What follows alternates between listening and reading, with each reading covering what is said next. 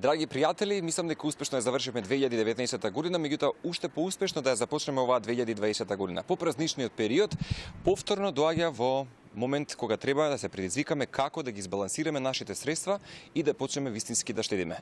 Токму на оваа тема денеска ќе побараме стручен совет од нашите банкари и тоа нашите пријатели од Прокредит банка. Се наоѓаме во главната филијала токму на Прокредит банка. Драго ни што разговараме токму со вас, Марина Ѓурговска, директор на оделот за физички лица, и најпрво би сакале да прашаме која е тајната на успешното штедење, поточно дали е возможно да се штеди во време кога се повеќе се промовира потрошувачката. Сакаме нели материјални некогаш добар капут, добри чевли, чанта и така натаму. Точно така. Тоа е еден од предизвиците со кои што се соочуваме точно во времето кое што го опишавте, да кажем потрошувачкото време. Луѓето обично имаат идеја дека за штедење треба најпрво да се почне со висок износ на пари, да се тргне по значителен износ за да почне целиот тој процес на штедење. Меѓутоа, по тоа што го наблюдуваме ние од нашите клиенти и од собствено искуство, дефинитивно може да се почне со многу мали износи на штедење. Најбитна е навиката. Во моментот кога ќе се створи идејата дека и мал износ да се тргне на страна, со тек на време, доколку се развие некоја си континуирана фреквенција и динамика на тргање на пари на страна, се акумулираат пари и во иднина истите може да се искористат во некоја поголема инвестиција, патување, одмор. Наместо да се обратиме за кредит, напротив, може да си ги финансираме нашите желби или инвестиции или потреби самите, без никаков трошок. Значи дека упорноста е една од тајните на успешното штедење, но за да бидеме упорни во штедењето, прво ете да избереме и најсоодветна опција за штедење. Во овој случај со вас како Прокредит, ќе може ли накратко да ни објасните за каков тип на штедење им нудите на клиентите или потрошувачите и како да знаат која е најсоодветна опција за нив? Во суштина постојат два типа на штедење. Едниот тип на штедење е така нареченото традиционално орочано штедење, каде што нели одреден износ на средства се трга на страна и до кој што износ немаме пристап во подолг временски период. Додека другата опција која што дефинитивно ја препорачуваме е штедењето по видување. Штедењето по видување е доста флексибилна опција, што значи дека во било кој момент може да внесете пари на вашата штедна сметка и да повлечете пари, без при тоа да изгубите камата, да платите пенали, да сте во било каква загуба. Тоа е оној тип на штедење што се акумулира со мали износи, кој што најмногу одговара на нашето динамично време, на нашето модерно време сега. Всушност, ние како банка имаме дури доста уникатен производ на пазарот која се работи за штедењето. Ние го викаме флекс штедење, нели самиот збор кажува флексибилно штедење.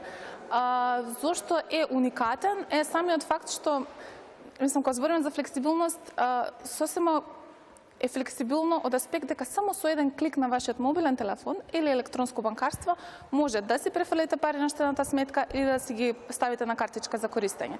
Значи, замислете да сте дома во најкомотна атмосфера на софа, да сте на патување во милениот ресторан, викенд, работен ден, кога и да е, дали ви текнало да заштедите или да потрошите, само со многу едноставна трансакција со еден клик на вашиот телефон си ги имате парите на располагање или на штедна сметка.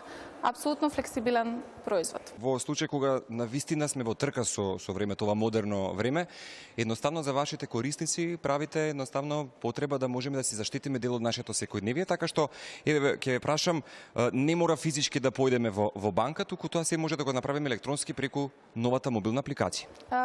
Дефинитивно да. Баш производот е така дизајниран за да одговара на модерните услови. Нема потреба од штедната книшка, нели она, се сеќавате старата книшка кај што мора да се појде во филијала да ви отпечатат колку сте повлекле, колку сте ставиле пари. Апсолутно тоа не е потребно, само со вашиот мобилен телефон, кој што и онака го носите цело време со вас, така да, тоа е вашата нова штедна книшка. Што покажуваат досегашните практики, дали граѓаните на Македонија имаат навика за штедење и дали ги чуваат своите заштеди токму во банка? Точно така. На банкарскиот сектор во Македонија има позитивен тренд кога се работи за депозитите на население. Континуирано растат последните години. минатата година, значи ноември, веќе имаше забележан раст од 9% на годишно ниво, што е доста стабилен раст на депозитната база, покажува и како дека населението има доверба во банкарскиот сектор. Во банкарскиот сектор тоа навистина го покажа, ја докажа својата стабилност, а населението го препознава тоа. Значи македонците имаат навика за штедење, а банките во Македонија се стабилни и тоа можат да им го пружат на своите граѓани. Така да дефинитивно да, македонскиот пазар е пазар на кој што се забележува и како континуираната традиција на штедење. Кои се главните компоненти, на кој начин треба да ја избереме нашата банка? За штедење кога се работи, прашањето е многу очекувано и одговорот е многу едноставен. Најчесто се бара стабилност. Значи, ако ги оставите парите некаде на чување, сакате да сте сигурни дека таа банка по одреден период ќе ви ги врати парите. Што значи битно е да знаете која е банката, кои се нејзините акционери и како располага со вашите пари, каде ги пласира. Значи, ги оставате на чување и потоа што прави банката со вашите пари. Ние, како ProCredit банка, тоа го нудиме од двата аспекти. Најпрво сме единствена банка на македонскиот пазар со германски капитал. Тоа е и голема сигурност за банката како таква, а исто така од другиот аспект кога гледаме каде ги пласираме односно парите на нашето население, ние поддржуваме финансирање на бизниси, на правни лица, кои што се многу одговорни за животната средина, се грижат, инвестираат во енергетски ефикасни иновации, инвестиции за нив, и како овие мали и средни предпријатија влијаат за стабилизирање на македонската економија, отварање на нови работни места и севкупно нашето општество да има некоја си развојна компонента. Компаниите кои што ние ги финансираме имаат развојна компонента во средината во која што ние работиме. Значи, всушност, парите на нашето население индиректно помагаат за понатамошен развој на нашата економија. Сега е многу поедноставно да започнеме да штедиме. Знаеме кои опции ни ги нуди ProCredit банка. Знаеме дека може да штедиме од било каде и било кога 24 часа на ден. И знаеме дека упорноста е една од клучните тајни за креирање навика за штедење. Се што е потребно е да направиме план и да започнеме.